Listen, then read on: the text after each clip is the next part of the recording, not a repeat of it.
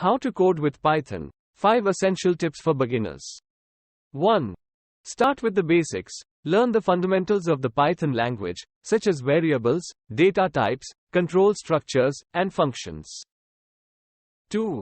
Practice writing code. The more you practice writing code, the more comfortable and proficient you will become. Start with simple programs and work your way up to more complex projects. 3.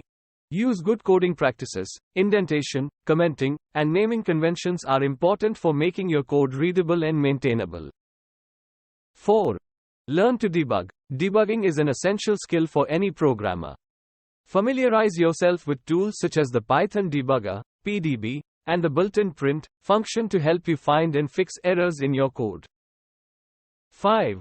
Explore the Python ecosystem. Python has a vast collection of libraries and frameworks that can help you accomplish a wide variety of tasks. Familiarize yourself with popular libraries such as NumPy, Pandas, and Matplotlib for data analysis, and learn how to use web frameworks such as Flask or Django to build web applications.